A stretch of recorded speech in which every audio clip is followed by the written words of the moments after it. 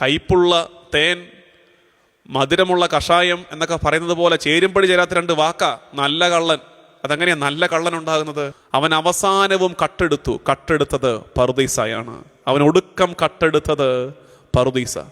അങ്ങനെ അവൻ നല്ല കള്ളനായിട്ട് മാറി. ഈ നല്ല കള്ളന്റെ മാധ്യസ്ഥ്യം തേടിക്കോ. അതിനകത്തൊരു കുറച്ചിലും ഇല്ലെന്നാണ് ഞാൻ വിചാരിക്കുന്നത് കേട്ടോ. കാരണം ഉണ്ടല്ലോ, സീറോ മലബാർ സഭയുടെ കുർബാന ക്രമത്തിൽ കുർബാനയിൽ പോലും ഈ മനുഷ്യന്റെ പേര് പറയുന്നുണ്ടെന്നേ. പേരില്ല, നല്ല കള്ളൻ.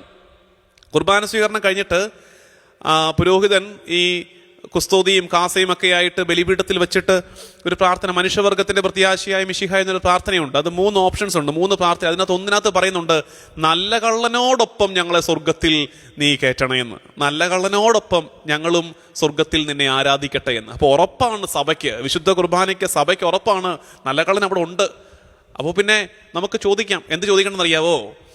നല്ല കള്ള, നിന്നെപ്പോലെ അകൃത്യങ്ങൾ ഒരുപാട് ഞങ്ങൾ ചെയ്തു പോയിട്ടുണ്ട്, എങ്കിലും അവസാന നാളെന്ന് വെച്ചാൽ ഈ നേരം ഏതാ അവസാന നാള്? ഈ നിൽക്കുന്ന നേരം അവസാന നാള്. നമുക്ക് എന്തുറപ്പുണ്ട് അടുത്ത നിമിഷം നമ്മൾ ഉണ്ടെന്ന്?